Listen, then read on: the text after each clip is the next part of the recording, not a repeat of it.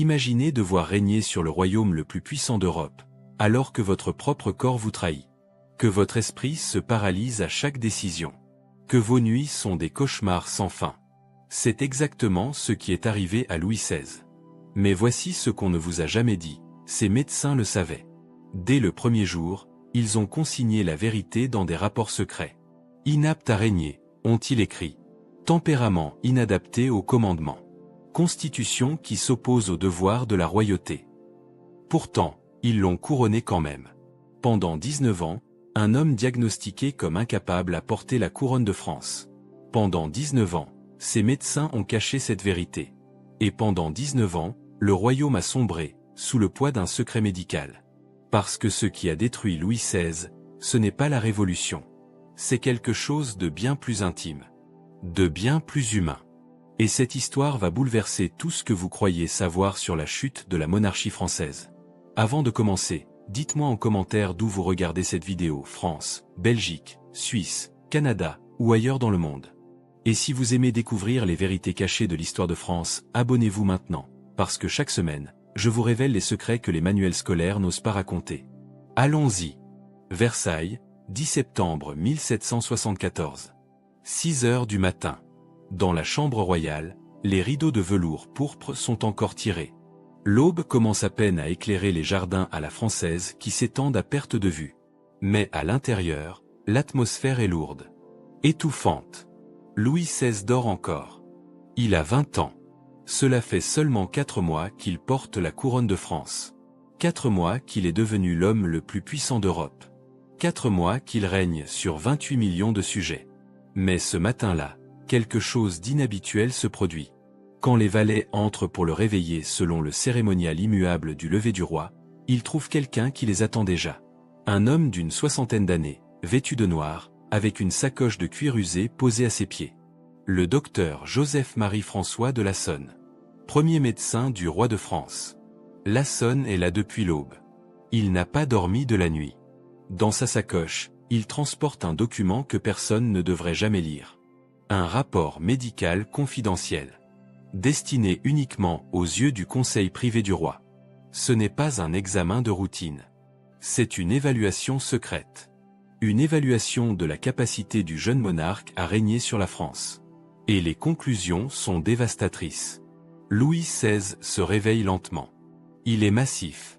Son corps a déjà commencé à prendre cette corpulence excessive qui va le caractériser toute sa vie. Ses yeux sont gonflés de sommeil. Il cligne plusieurs fois, désorienté. Quand il aperçoit Lassonne, il fronce les sourcils. « Docteur ?» À 7 heures. Lassonne s'incline respectueusement. Mais son visage est grave. Il sait ce qu'il doit faire. Il sait ce qu'il a découvert. Et il sait que ce qu'il s'apprête à consigner va peut-être changer le destin du royaume.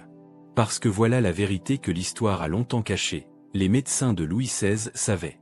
Dès le début de son règne, ils ont compris que quelque chose n'allait pas. Que ce jeune roi n'était pas fait pour gouverner. Pas physiquement. Pas mentalement. Pas émotionnellement. Et ils l'ont écrit noir sur blanc. Dans les archives nationales de France, conservées dans la série K qui regroupe les documents de la maison du roi, se trouvent les rapports médicaux de Lassonne. Des dizaines de pages. Des observations minutieuses. Des diagnostics précis.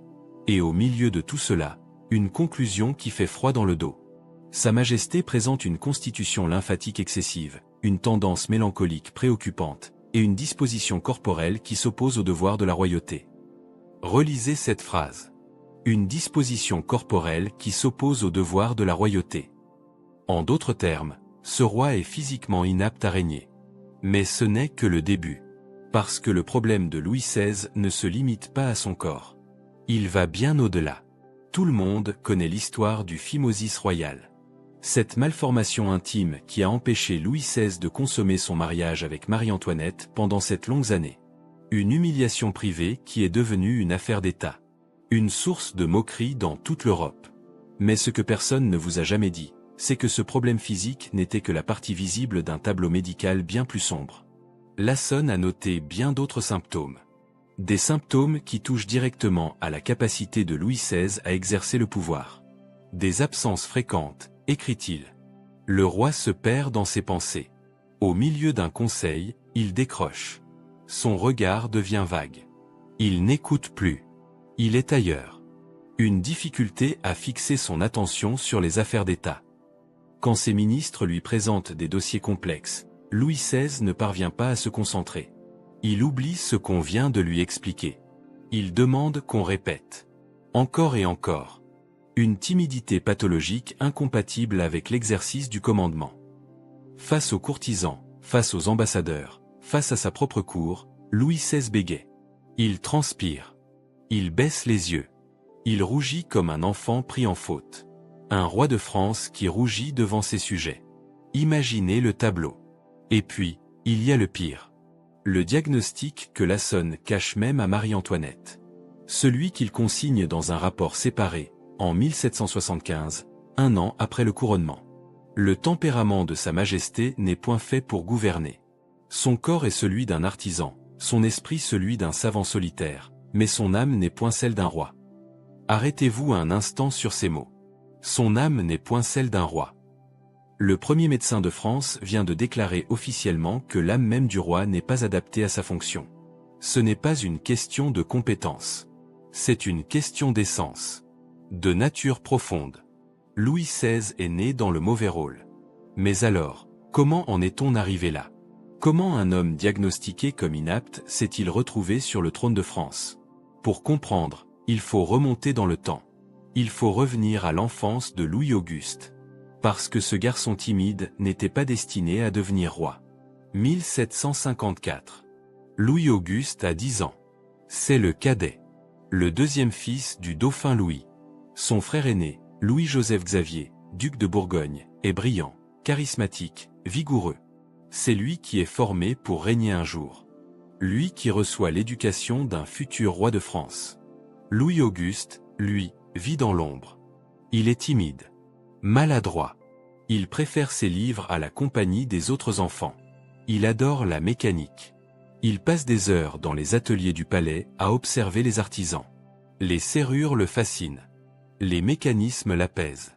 Et puis, le destin frappe. Le duc de Bourgogne tombe malade. Une fièvre brutale. En quelques jours, il meurt. Louis-Auguste se retrouve soudainement dauphin de France. Héritier du trône. Des années plus tard, il confiera à son confesseur, l'abbé Soldini, « Je n'étais pas destiné à cela ». Cette phrase résume toute sa tragédie. Louis XVI a toujours su qu'il n'était pas fait pour être roi. Et ses médecins le savaient aussi. Son précepteur, le duc de la Vauguyon, est chargé de transformer ce garçon timide en futur monarque. Mais très vite, il se heurte à un problème. Dans ses carnets personnels, conservés aux archives, il note avec une franchise brutale. Le jeune prince manque de cette flamme nécessaire au grand. Il préfère ses livres et ses serrures à l'art de gouverner. La flamme. Le charisme. Cette autorité naturelle qui fait qu'on vous obéit sans discuter. Louis-Auguste ne l'a pas. Il ne l'aura jamais. Et le contraste avec son grand-père est écrasant. Louis XV, malgré tous ses défauts, était un roi. Un vrai. Quand il entrait dans une pièce, tous les regards se tournaient vers lui. Quand il parlait, on écoutait. Quand il ordonnait, on obéissait. Il incarnait l'autorité absolue. La majesté royale dans toute sa splendeur. Louis-Auguste, lui, bégait devant les courtisans. Il transpire pendant les audiences officielles. Il se réfugie dans son atelier de serrurerie pour échapper aux obligations de sa charge. Mais personne ne dit rien. Parce qu'il est le dauphin. Parce que le sang royal coule dans ses veines. Parce que la monarchie française ne connaît qu'une seule règle, l'aîné des fils succède au père. Peu importe qu'il soit capable ou non. Peu importe qu'il soit fait pour cela ou non. Le système ne laisse aucune place à l'individu. Aucune place à la réalité médicale. Aucune place à la vérité. Et puis, le 10 mai 1774 arrive. Louis XV meurt de la variole. Louis-Auguste devient Louis XVI. Roi de France et de Navarre. Il a 19 ans. Ce jour-là, dans l'intimité de son cabinet, juste avant la cérémonie de couronnement, Louis XVI reçoit le rapport médical complet de Lassonne. Le docteur le lui a remis en main propre. En privé. Parce que son contenu est trop sensible pour être partagé. Louis XVI lit. Page après page. Les symptômes. Les diagnostics. Les conclusions. Le silence est total. Son valet de chambre, Jean-Baptiste Cléry, est présent dans la pièce. Des années plus tard, après la Révolution, il publiera ses mémoires. Et il racontera cette scène. Ce moment où le jeune roi a compris ce que ses médecins pensaient vraiment de lui. Selon Cléry, Louis XVI a posé le rapport sur son bureau. Il a regardé par la fenêtre. Les jardins de Versailles s'étendaient devant lui. Des milliers de courtisans attendaient dehors. Toute la France attendait son couronnement. Et il a murmuré cette phrase, « Ils ont raison. Je ne suis pas fait pour cela. Mais qui le dira au royaume ? Qui le dira au royaume ? » Voilà la question centrale. La question qui va hanter Louis XVI pendant 19 ans. La question qui, peut-être, va condamner la monarchie française. Parce que tout le monde le sait. Les médecins le savent. Les ministres le devinent. La cour le murmure. Mais personne n'ose le dire à voix haute. Louis XVI n'est pas fait pour être roi. Et pourtant, on va le couronner quand même. On va placer sur sa tête la couronne la plus lourde d'Europe. On va lui confier le destin de 28 millions de personnes. On va faire de lui l'incarnation de la monarchie absolue. On va le forcer à jouer un rôle pour lequel il est médicalement inapte. Et ce mensonge institutionnel, ce secret médical, cette conspiration du silence, vont avoir des conséquences que personne n'a anticipées. Parce que quand on force un homme à porter un fardeau qu'il ne peut pas supporter, cet homme finit par s'effondrer. Et quand cet homme est le roi de France, c'est tout le royaume qui s'effondre avec lui. Louis XVI vient d'être diagnostiqué inapte par le premier médecin de France. Mais dans quelques heures, il va être couronné à Reims. Sacré par l'archevêque. Proclamé roi par la grâce de Dieu. La tragédie commence. 1775. Louis XVI règne depuis 1 an. Et les rapports médicaux s'accumulent. Ce n'est plus seulement Lassonne qui consigne les observations. D'autres médecins commencent à documenter ce qu'ils voient. Le docteur Félix Vicdazir, chirurgien royal, tient un journal intime détaillé. Page après page, il note les symptômes, les comportements, les signes d'un effondrement qui s'annonce. Et ce qu'il décrit fait froid dans le dos. Parce que les problèmes de Louis XVI ne s'améliorent pas. Au contraire, ils empirent. Mois après mois. Année après année. Commençons par le plus grave, l'incapacité à décider. Imaginez être roi de France. Imaginez devoir prendre des décisions qui affectent des millions de vies. Des décisions de guerre ou de paix. De vie ou de mort. Des décisions qui façonnent l'histoire. Maintenant, imaginez être physiquement incapable de décider quoi que ce soit. C'est exactement le calvaire de Louis XVI. Les archives du Conseil d'État révèlent un schéma troublant. Un schéma qui se répète encore et encore. Face à chaque grande décision, Louis XVI demande du temps. « Je dois réfléchir encore », dit-il. « Laissez-moi la nuit pour y penser. » Mais la nuit ne change rien. Le lendemain, il demande encore du temps. Et le jour d'après. Et la semaine suivante. Ses ministres s'arrachent les cheveux. Parce que pendant que le roi tergiverse, les problèmes s'aggravent. Les crises s'accumulent. Le royaume attend. Le cas le plus frappant? La guerre d'Amérique. 1777. Les colonies américaines se sont révoltées contre l'Angleterre. Elles demandent le soutien de la France. C'est une opportunité stratégique énorme. Une chance d'affaiblir l'ennemi anglais. De reprendre l'avantage en Amérique du Nord. Tous les ministres sont d'accord. Il faut soutenir les Américains. Mais Louis XVI ne peut pas se décider. En 3 mois, il change d'avis 15 fois. 15 fois. Il dit oui. Puis non. Puis peut-être. Puis oui à nouveau. Puis il faut attendre. Puis finalement non. Et le lendemain, oui après tout. Le comte de Vergennes, son ministre des Affaires étrangères, est au bord de la crise de nerfs. Dans une lettre privée à un ami, il écrit « Sa Majesté est comme une girouette au sommet d'un clocher. Elle tourne à tous les vents et ne sait jamais dans quelle direction pointer. » Une girouette. Voilà comment le propre ministre du roi décrit son souverain. Et ce n'est pas de la mauvaise foi. Ce n'est pas de l'entêtement. C'est une véritable paralysie décisionnelle.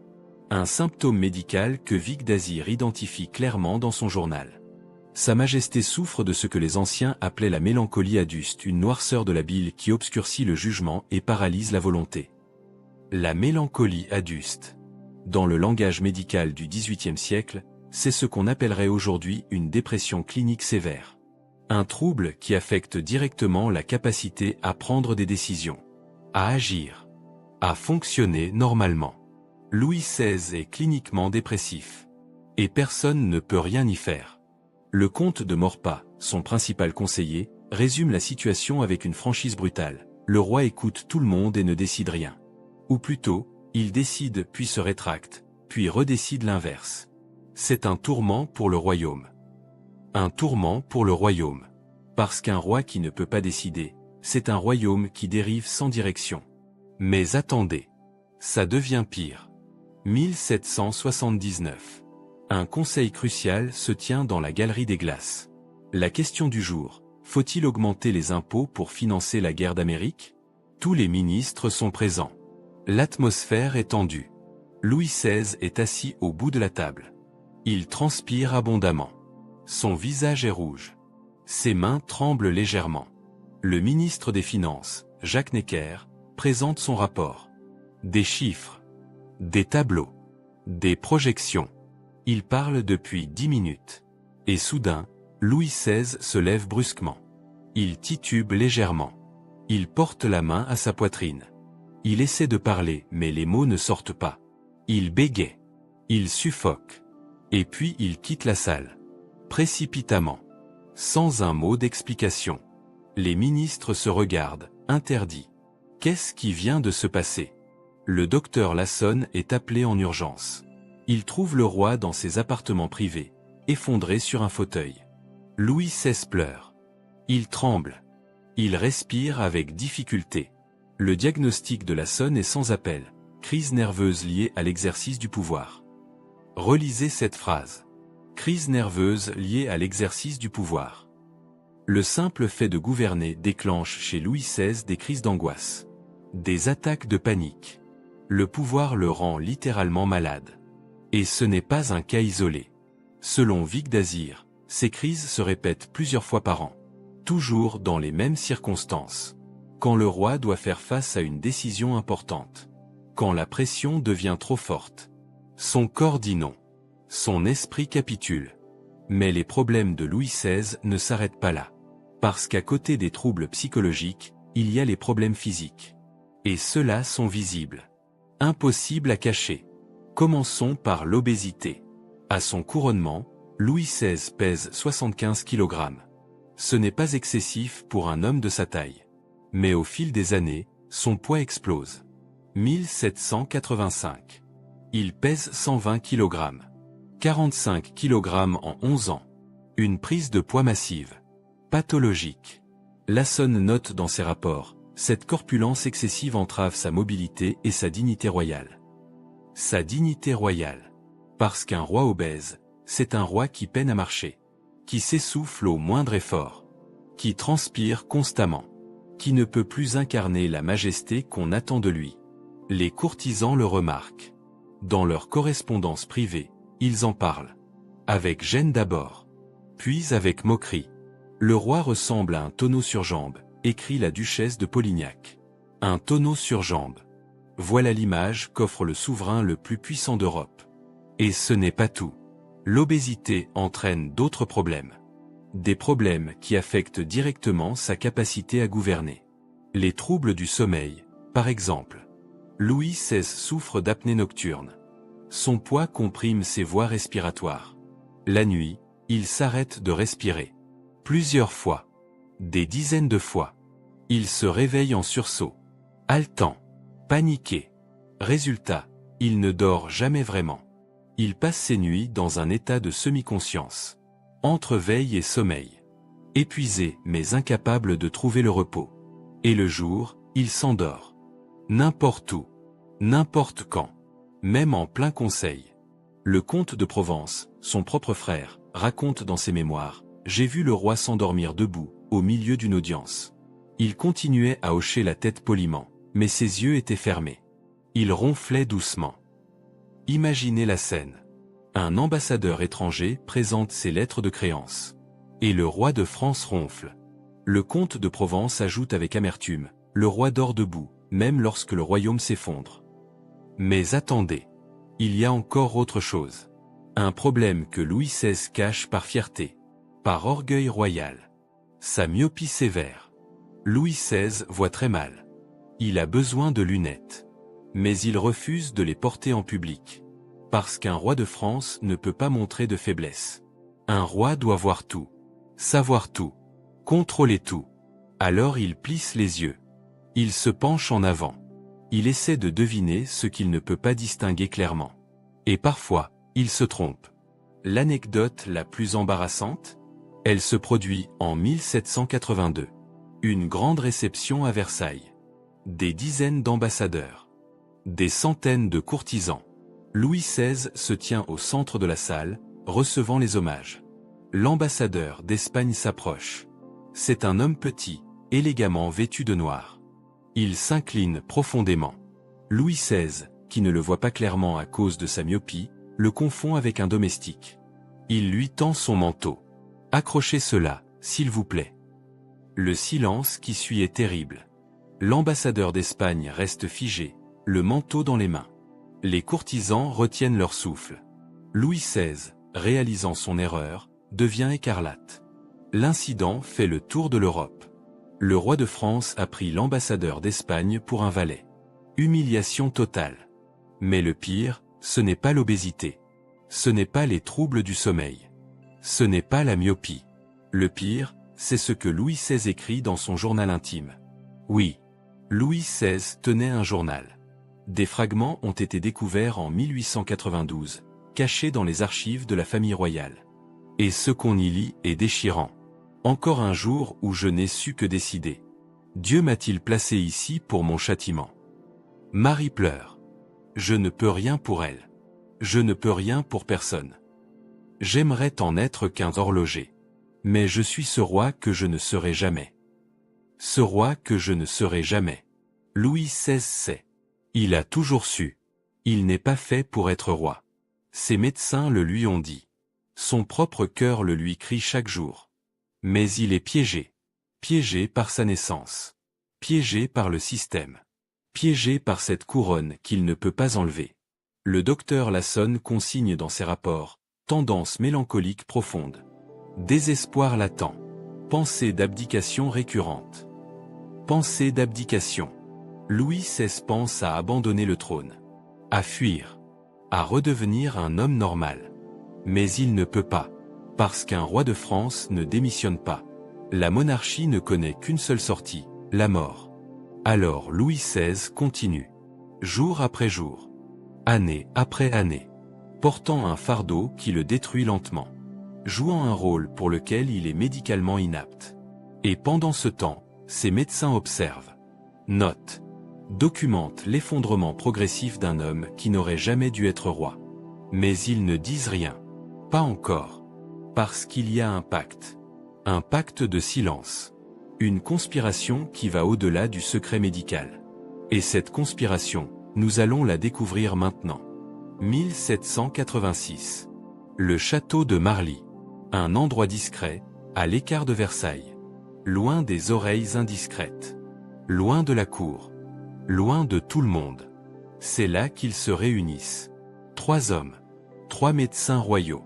Le docteur Joseph-Marie-François de Lassonne, 72 ans, premier médecin du roi. Le docteur Félix Vic d'Azir, 43 ans, chirurgien royal. Et Pierre-Joseph de Sceaux, 52 ans, le meilleur chirurgien de France. Ils sont assis autour d'une table. Des documents sont étalés devant eux. Des rapports médicaux. Des observations cliniques. Des années de notes accumulées. Et une question centrale. Une question qui va déterminer l'avenir du royaume. Faut-il révéler publiquement l'inaptitude médicale du roi? Le silence est lourd. Chacun sait ce qui est en jeu. Chacun sait qu'ils détiennent un secret qui pourrait faire trembler la monarchie. Lassonne prend la parole en premier. Sa voix est grave. Fatigué. Messieurs, nous savons tout ce que nous voyons. Le roi n'a ni la santé ni l'esprit nécessaires à sa charge. Vic d'Azir hoche la tête lentement. Il a apporté son journal intime. Des années d'observation, page après page, qui documentent l'effondrement progressif de Louis XVI. Les crises d'angoisse se multiplient. La paralysie décisionnelle empire. Le roi est devenu une coquille vide. Il signe ce qu'on lui présente sans même lire. Il obéit à ses ministres comme un enfant obéit à ses parents. De Sceaux intervient. Il est le plus pragmatique des trois. Mais que proposez-vous exactement? L'abdication? La régence? C'est impensable sans déclencher une crise constitutionnelle majeure. Lassonne se penche en avant. Ses mains tremblent légèrement. Je propose simplement que nous disions la vérité. Que nous rendions publics nos rapports. Que nous informions le royaume de l'état réel du roi. Le silence qui suit est pesant. Vicq d'Azir secoue la tête. Et que se passera-t-il ensuite? La monarchie s'effondrera. Les parlements exigeront une régence. Peut-être que le comte de Provence prendra le pouvoir. Peut-être que la France sombrera dans le chaos. Nous sommes médecins, pas faiseurs de rois. Notre devoir est de soigner, pas de renverser. De Sceaux ajoute. Sans compter que nous serons accusés de trahison. Le secret médical est une chose. Mais révéler publiquement l'incapacité du roi, c'est un acte politique. Et nous n'avons aucune légitimité pour cela. Lassonne baisse les yeux. Il sait qu'ils ont raison. Mais il sait aussi qu'ils ont tort de se taire. Alors quoi? Nous continuons à mentir? Nous continuons à faire semblant que tout va bien pendant que le royaume dérive. La discussion dure des heures. Il tourne en rond. Il pèse les arguments. Les pour. Les contre. Les risques. Les conséquences. Et finalement, ils arrivent à une conclusion. Ils vont se taire. Pas complètement. Pas totalement. Mais presque.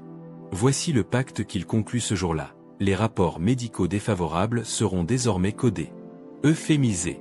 Adoucis. Les diagnostics les plus graves seront formulés dans un langage tellement technique que seuls les initiés pourront comprendre. Publiquement, le roi sera décrit comme étant en bonne santé.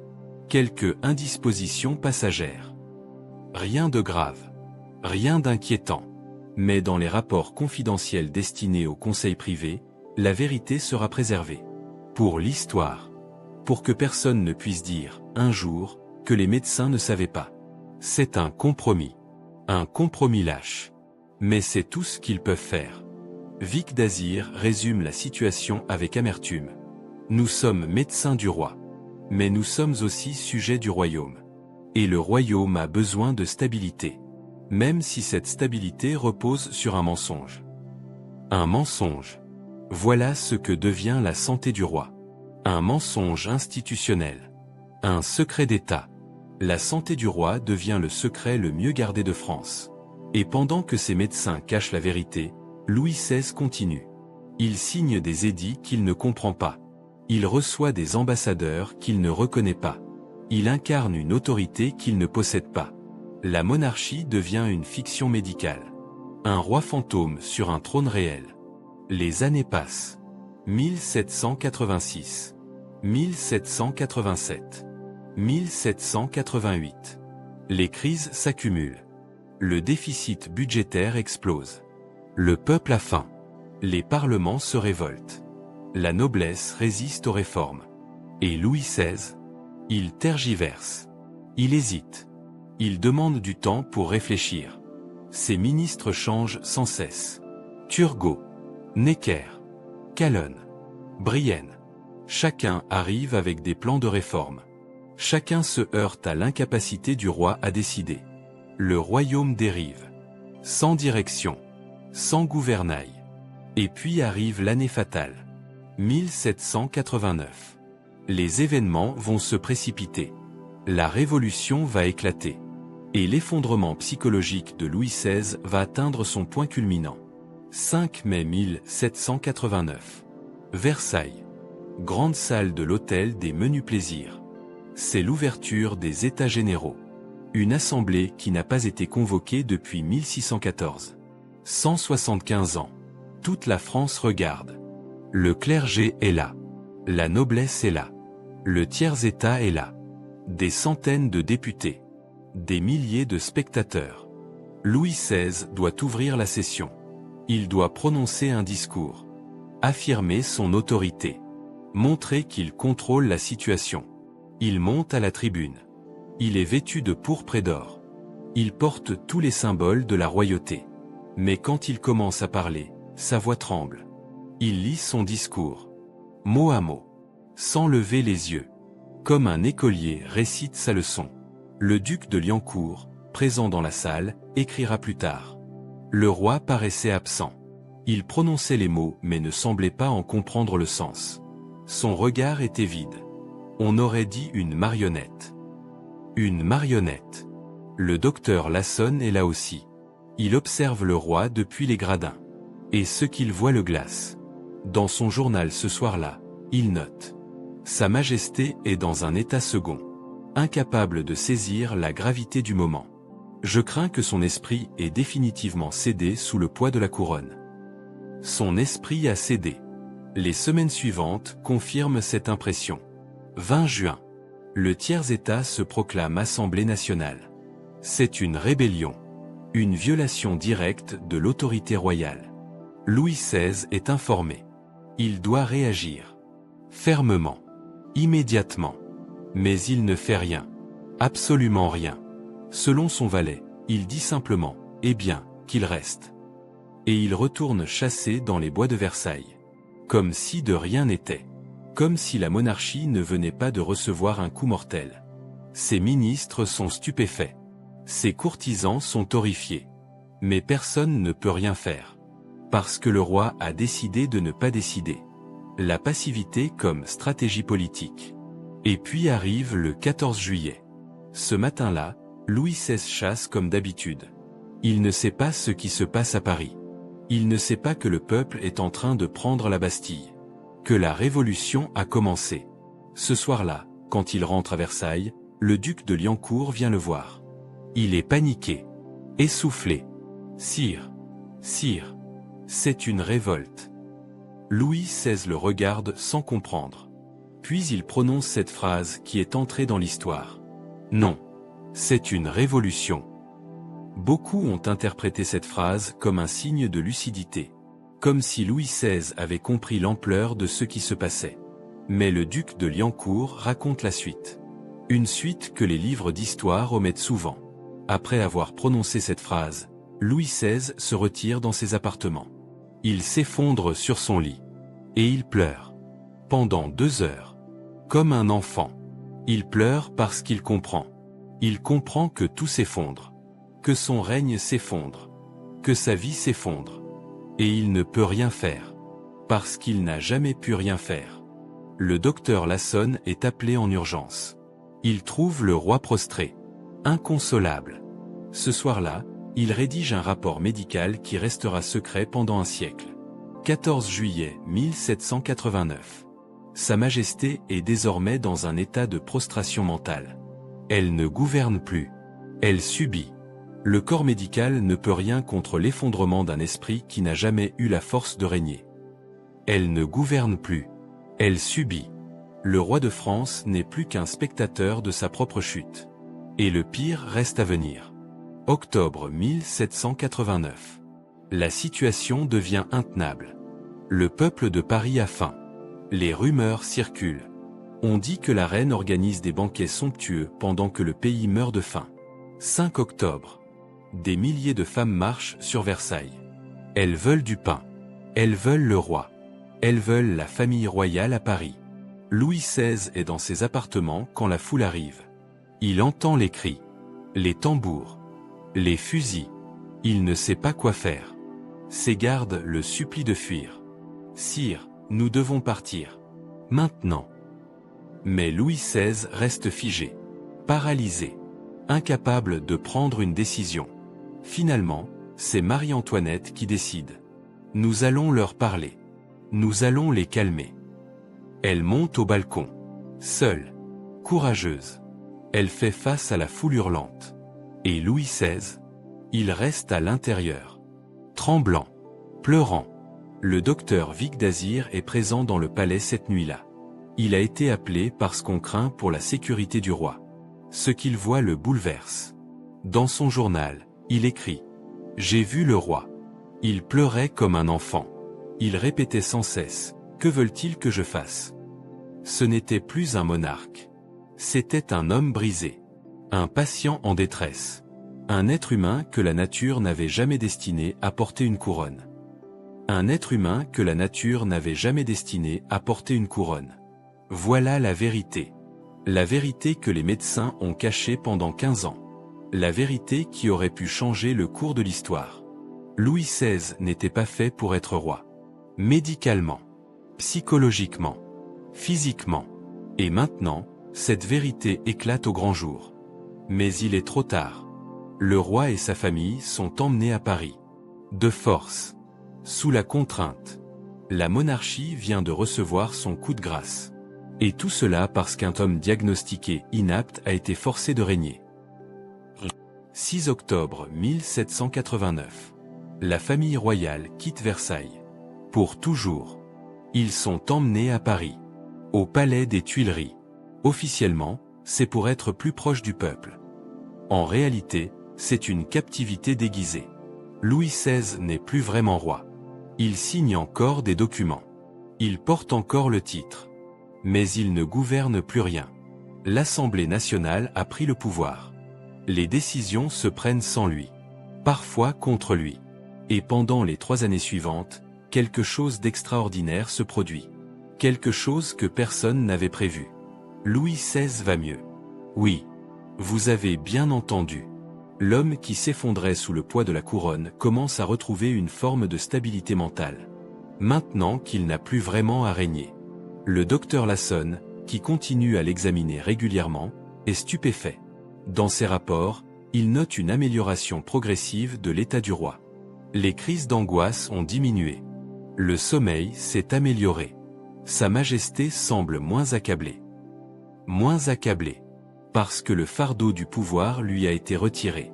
Parce qu'on ne lui demande plus de décider du destin de millions de personnes. Mais cette amélioration reste fragile. Temporaire. Parce que le 20 juin 1791, Louis XVI commet l'erreur qui va sceller son destin.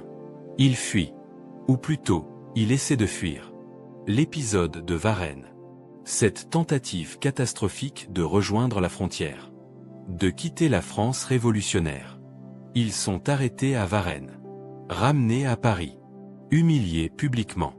Et là, tout change. Louis XVI n'est plus seulement un roi impuissant. Il devient un roi traître. Un roi qui a voulu abandonner son peuple. L'Assemblée le suspend. La République est proclamée. Et le 21 septembre 1792, la monarchie est officiellement abolie. Louis XVI n'est plus roi. Il n'est plus majesté. Il n'est plus même Louis XVI. Il est devenu Louis Capet. Citoyen Capet. Un homme comme les autres. Ou plutôt, un prisonnier comme les autres. 13 août 1792. La famille royale est transférée à la prison du Temple.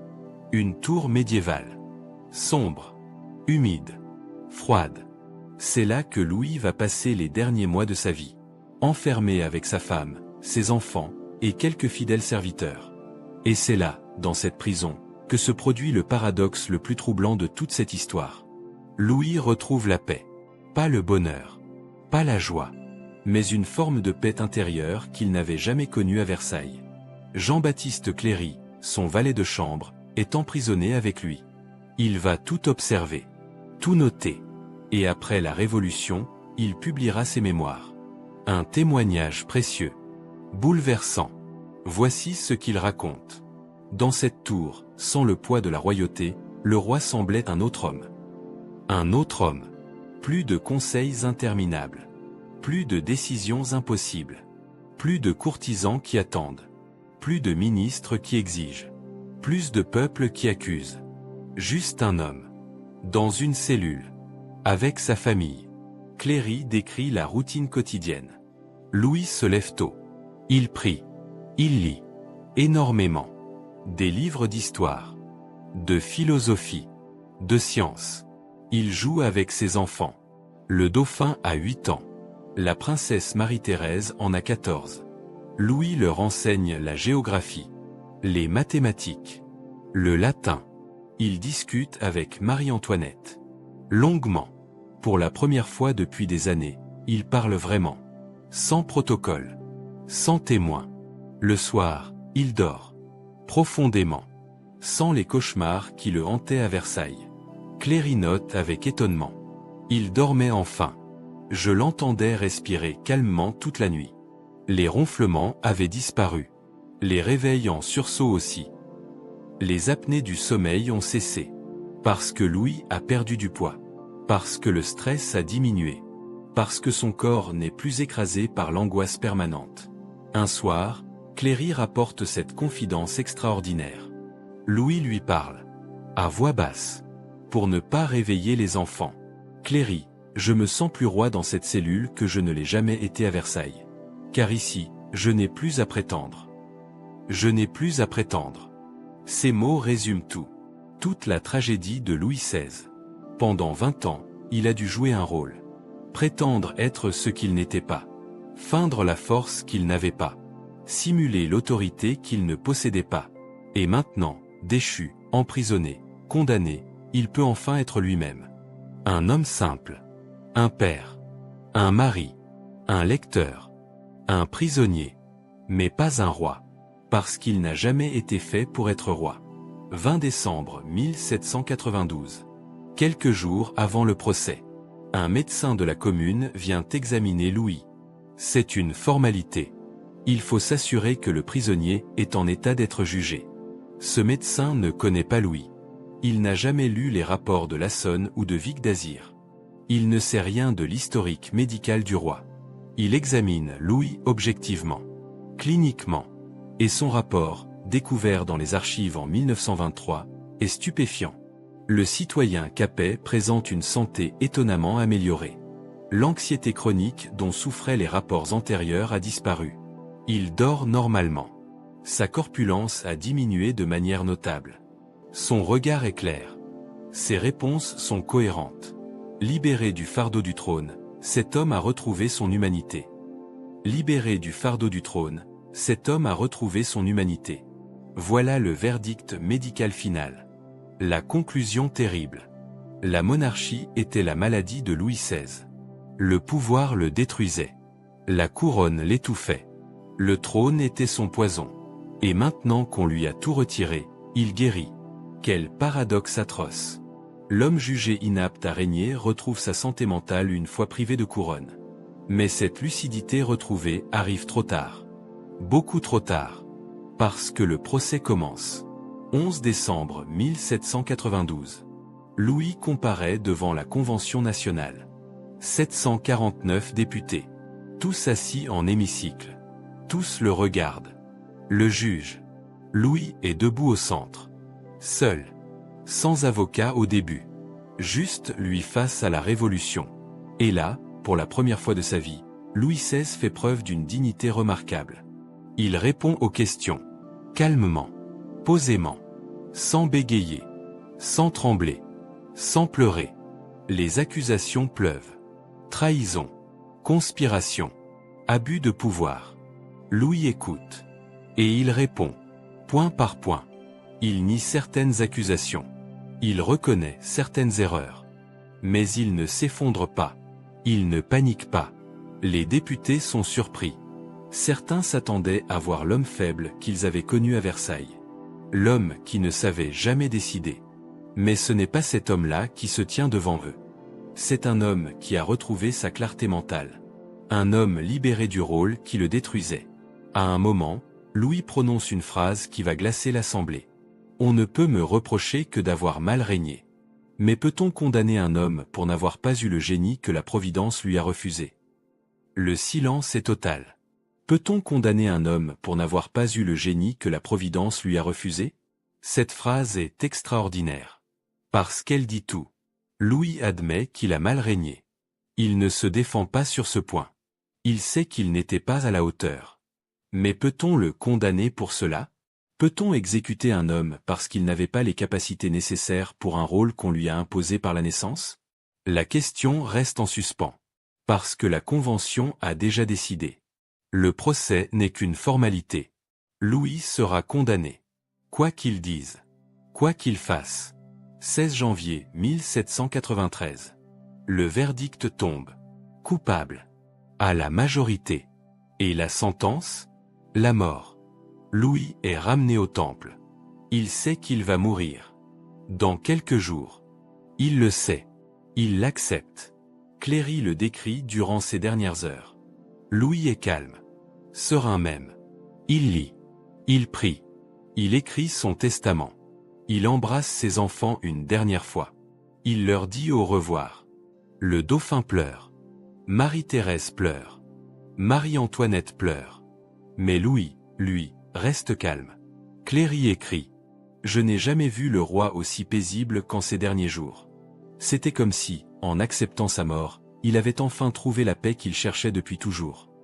La paix qu'il cherchait depuis toujours. Parce que la mort, pour Louis, c'est la délivrance finale. La fin du calvaire. La fin du rôle impossible. 21 janvier 1793. 6 heures du matin. Louis se réveille. On vient le chercher. La charrette attend dehors. Il s'habille. Simplement. Il refuse les vêtements royaux qu'on lui propose. Il veut mourir comme il a vécu ces derniers mois. En homme simple. En Louis Capet. Le trajet jusqu'à la place de la Révolution dure 2 heures. Louis regarde par la fenêtre de la charrette. Paris défile sous ses yeux. Son peuple. Son royaume. Qui n'est plus le sien. Sur la place, l'échafaud est dressé. La guillotine attend. Des milliers de personnes sont présentes. Certaines crient. D'autres pleurent. La plupart restent silencieuses. Louis monte les marches. Calmement. Sans aide.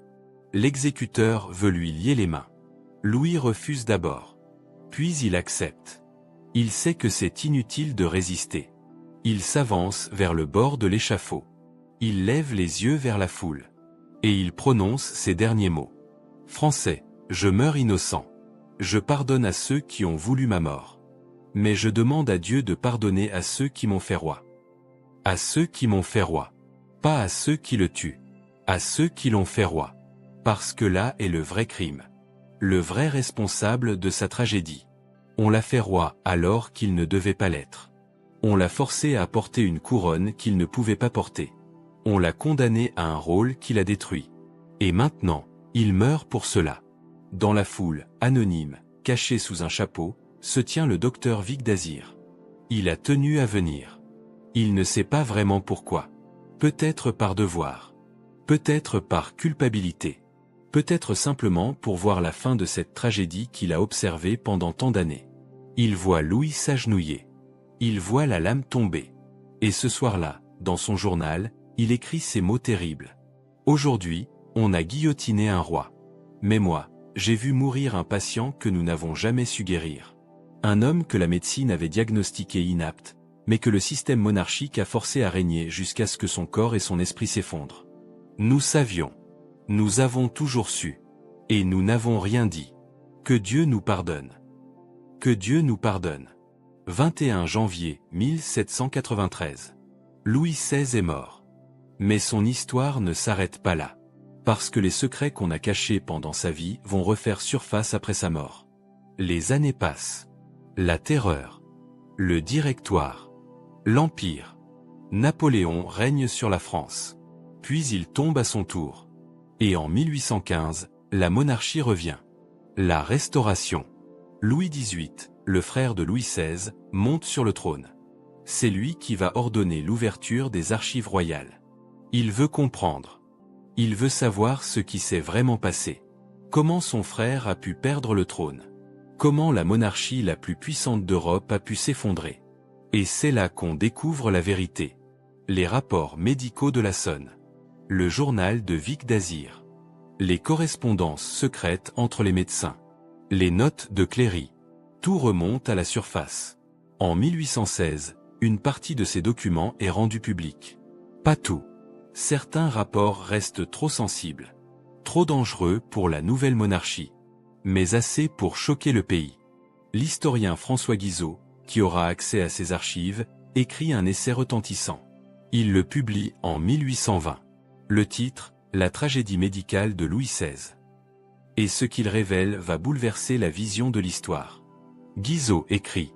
Les rapports des médecins royaux révèlent une vérité que l'histoire avait occultée.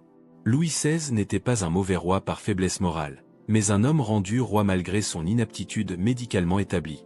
Sa tragédie n'est pas celle d'un échec personnel, mais celle d'un système qui place le sang au-dessus de la compétence. Un système qui place le sang au-dessus de la compétence. Voilà le cœur du problème. La monarchie héréditaire repose sur un principe absurde. Un pari impossible. Elle parie que la biologie produira toujours des dirigeants capables. Que le hasard de la naissance donnera toujours des rois à la hauteur. Que le sang royal garantit le génie politique. Mais l'histoire de Louis XVI prouve le contraire. Parfois, la biologie produit des hommes inadaptés. Des hommes sensibles quand il faudrait être impitoyables. Des hommes hésitants quand il faudrait être décisifs. Des hommes doux quand il faudrait être autoritaires. Et que fait-on dans ce cas? On force l'homme à devenir ce qu'il ne peut pas être. On l'écrase sous le poids d'un rôle impossible. Guizot pose la question centrale. Et si les médecins avaient eu le courage de dire la vérité publiquement? Et si la monarchie avait accepté qu'un roi puisse être inapte? Et si on avait écouté Lassonne quand il a écrit, dès 1774, que Louis XVI n'était pas fait pour gouverner? Et si Louis XVI avait abdiqué?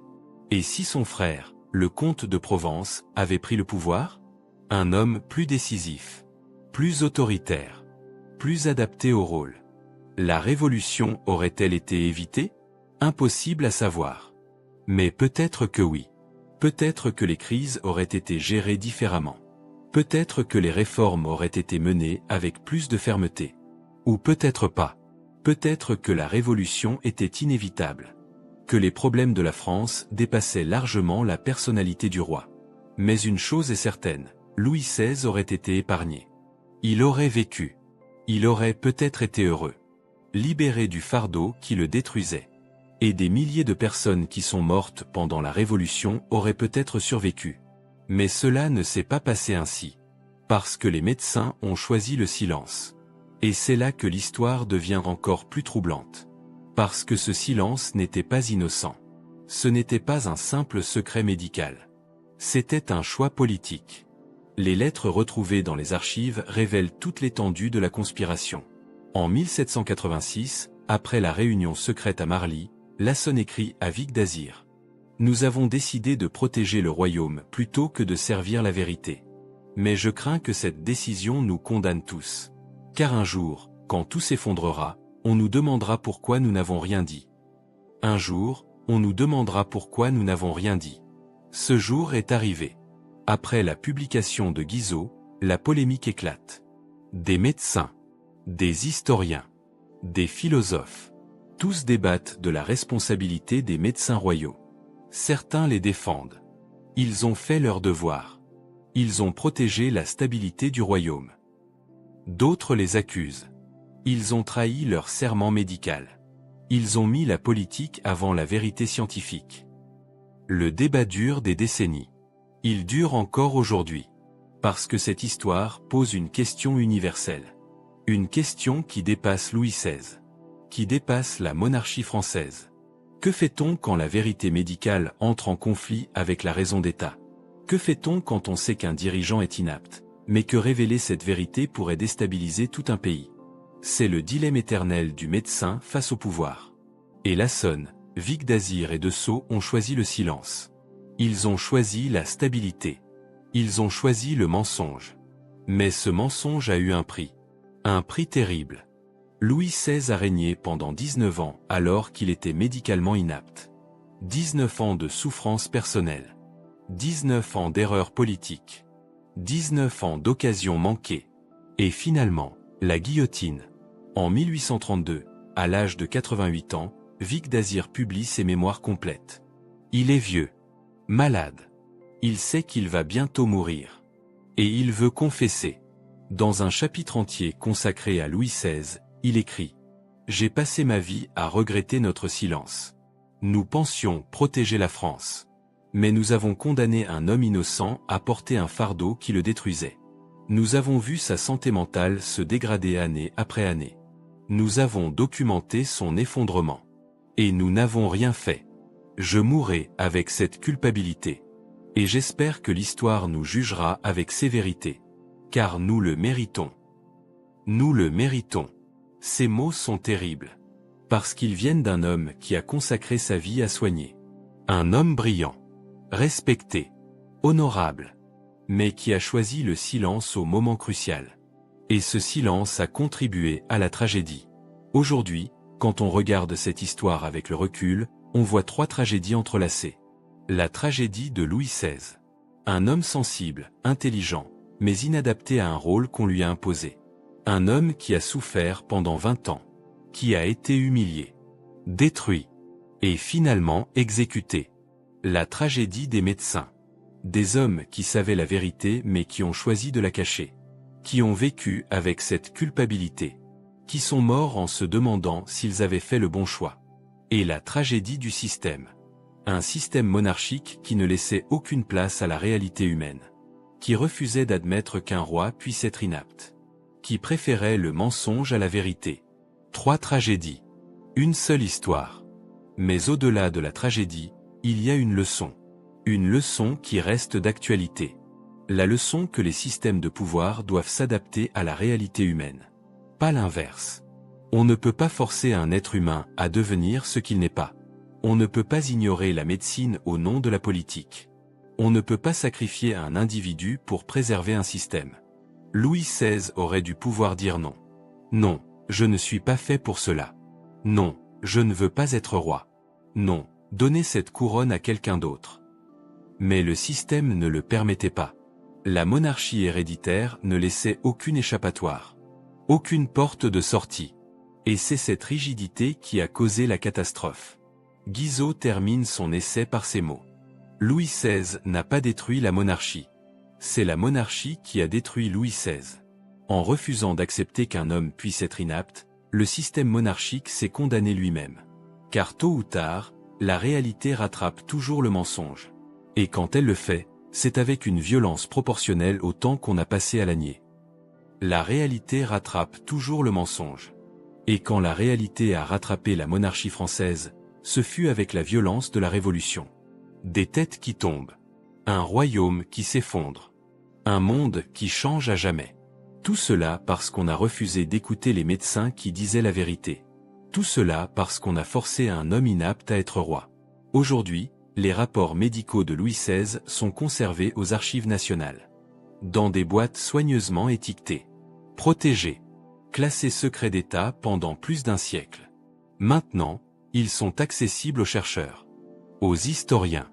À tous ceux qui veulent comprendre. Et quand on les lit, page après page, rapport après rapport, diagnostic après diagnostic, on ressent quelque chose d'étrange. De la tristesse. Pour Louis XVI. Pour cet homme qu'on a brisé.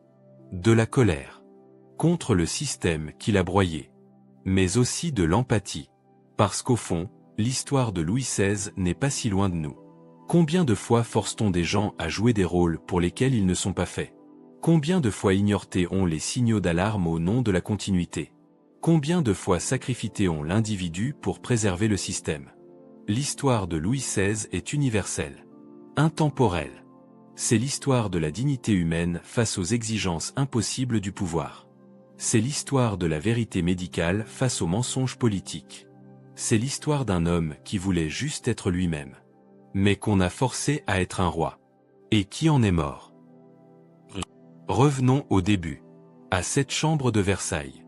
10 septembre 1774. Le jeune Louis XVI face au rapport médical du docteur Lassonne. Ce matin-là, un médecin a écrit la vérité sur un roi. Une vérité simple. Brutale. Médicale.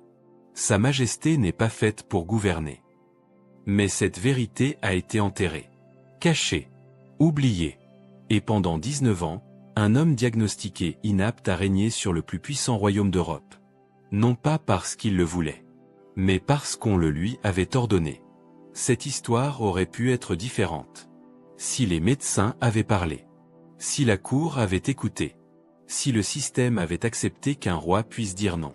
Mais rien de tout cela ne s'est produit. Alors posons-nous la vraie question. La question qui compte vraiment.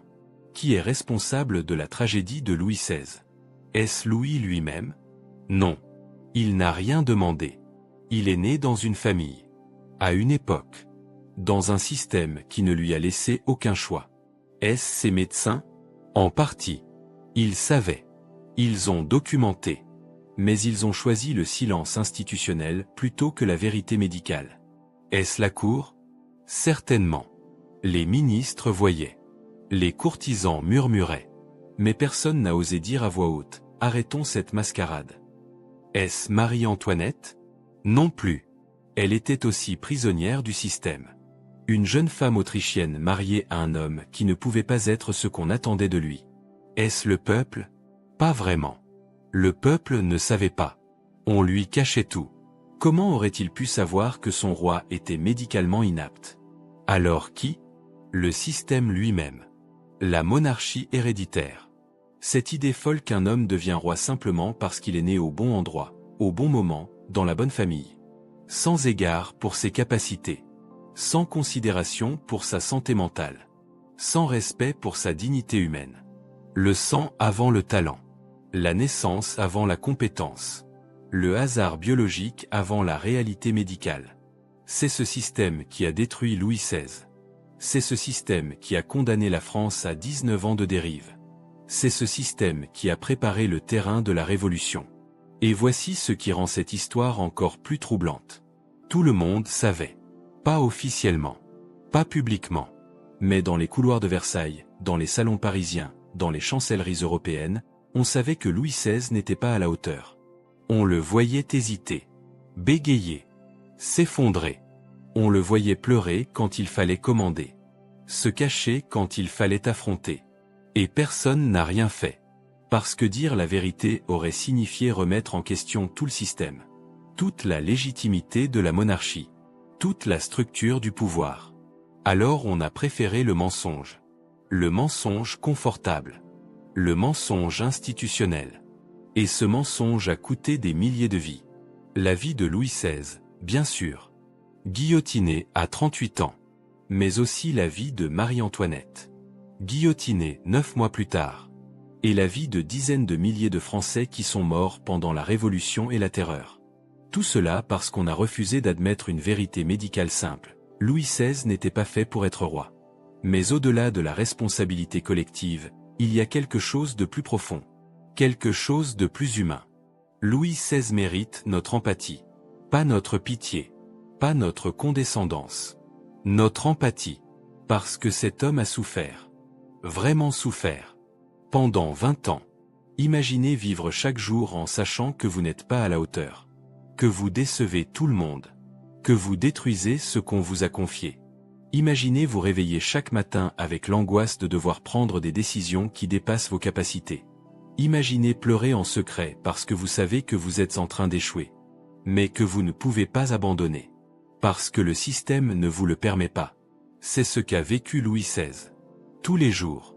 Pendant 19 ans. Et malgré tout cela, il a essayé.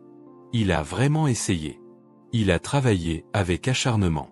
Il a lu des dizaines de rapports. Il a consulté ses ministres. Il a prié pour avoir la sagesse qu'il ne possédait pas. Il n'a pas abandonné. Il n'a pas abdiqué. Il a tenu jusqu'au bout. Même quand son corps le trahissait. Même quand son esprit s'effondrait.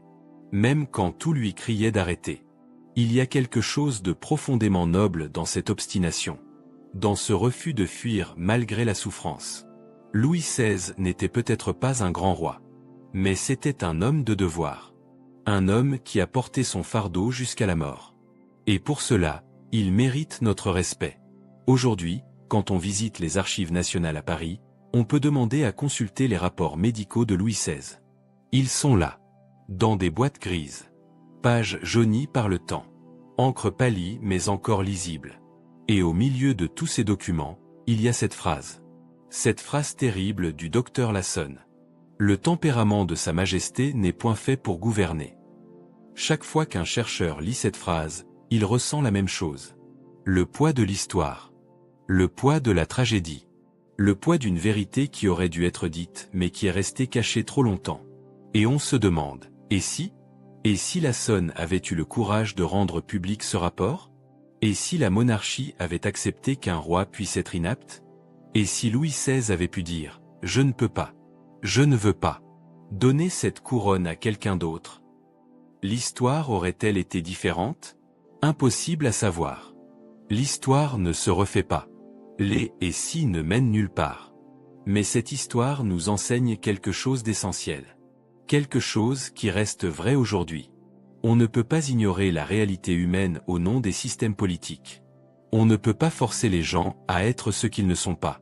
On ne peut pas sacrifier la dignité individuelle pour préserver des institutions. Parce que tôt ou tard, la réalité reprend ses droits. Et quand elle le fait, c'est toujours avec violence. Louis XVI a été la victime d'un système qui ne laissait aucune place à la faiblesse humaine. Aucune place à la vulnérabilité. Aucune place à la vérité médicale. Et ce système l'a broyé. Mais voici la question finale. La question qui doit nous interpeller aujourd'hui. Avons-nous vraiment changé? Combien de fois plaçons-nous encore des gens dans des rôles pour lesquels ils ne sont pas faits? Combien de fois ignorons-nous les signaux d'alarme parce qu'il est plus facile de continuer comme avant? Combien de fois sacrifions-nous le bien-être individuel au nom de la continuité institutionnelle? Les rois héréditaires ont disparu. Mais les systèmes rigides existent toujours. Les institutions qui refusent de s'adapter à la réalité humaine existent toujours. Et les gens qui souffrent en silence, écrasés par des rôles impossibles, existent toujours.